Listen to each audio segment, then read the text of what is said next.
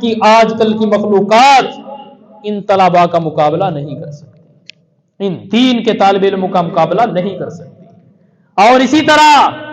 کل قیامت کے دن جو اپنے آپ کو چودھری کہتے ہیں، جو اپنے آپ کو ایم پی ایم این اے وزیر اعلیٰ وزیر اعظم تک جنرل کرنل جتنے بھی ہیں، دنیا کے سپر پاور بھی بن جائیں، پوری دنیا ان کے قدموں میں چلی جائے، رب کعبہ کی قسم، رب وہ وہاں محشر کا دن ہوگا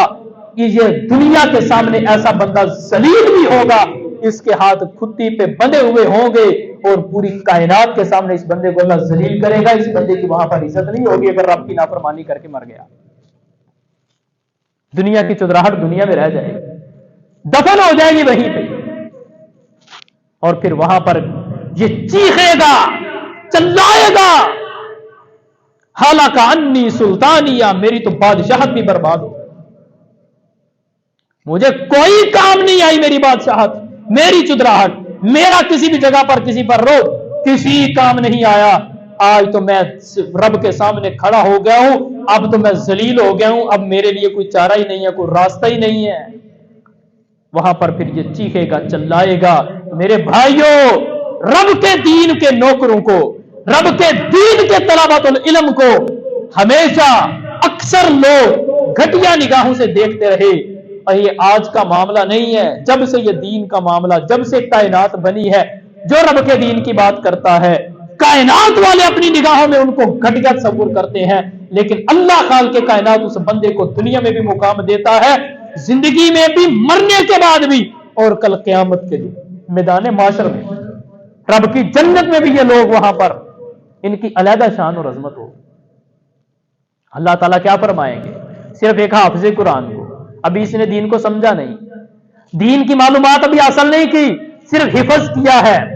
فوت ہو جاتا ہے،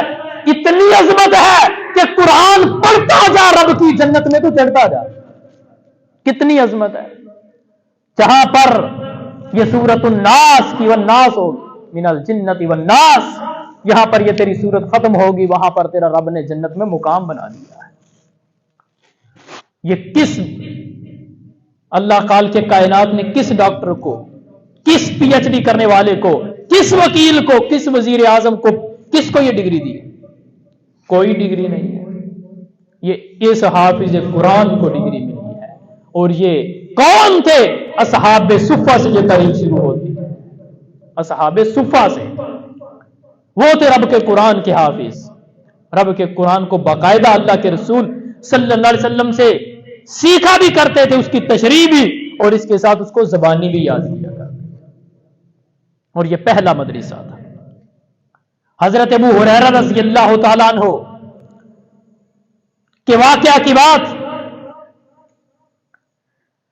کہ حضرت ابو ہریرہ رضی اللہ تعالیٰ عنہ مسجد کے باہر کھڑے ہو گئے، حضرت ابو بکر صدیق رضی اللہ تعالیٰ عنہ مسجد سے باہر نکلتے ہیں، ایک آیت کریمہ پیش کر دی فقراء مساکین کے حوالے سے۔ حضرت ابو ہریرہ رضی اللہ عنہ فرماتے ہیں مجھے بھوک لگی ہوئی تھی، بڑی شدت کی بھوک لگی ہوئی تھی، پیٹ پتھر باندھے ہوئے تھے، بہت زیادہ بھوک، تو میں نے نا وہ آیت رکھی کہ چلو یہ آیت کریمہ ان کے سامنے رکھتا ہوں، وہ میرا اس کا مطلب سمجھ جائیں گے، ہو سکتا ہے مجھے کھانا کھلا دیں۔ مانگا نہیں، مطالبہ نہیں کیا کہ مجھے کھانا کھلا دو، خود اگلا بندہ سمجھے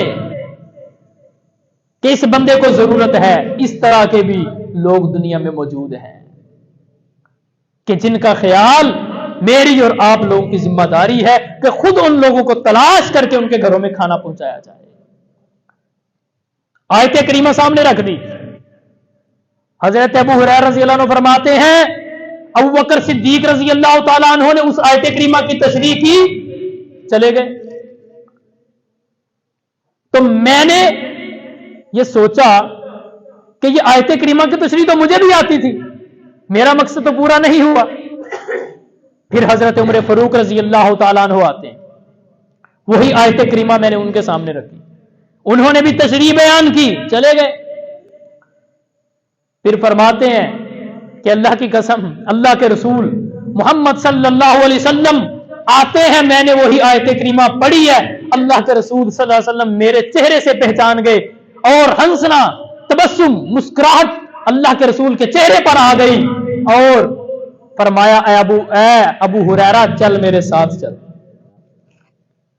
کہ میں تیری تشریح سمجھ چکا ہوں تو کیا چاہتا ہے, میرے ساتھ چل. اس کی تشریح یہ ہے, وہ ساتھ چل پڑے. اللہ کے رسول صلی اللہ علیہ وسلم گھر میں جاتے ہیں, دیکھتے ہیں کہ گھر میں ایک پیالہ دودھ کا آیا ہوا ہے, کوئی صحابی رسول دے گیا ہے اللہ کے رسول کو تحفے میں, تحفہ دے گیا ہے دودھ. تو رسول اللہ صلی اللہ علیہ وسلم نے وہ دودھ کا پیالہ دیکھا, حضرت ابو ہریرہ رضی اللہ تعالی عنہ کو یہ حکم دیا کہ جا ابو ہریرہ,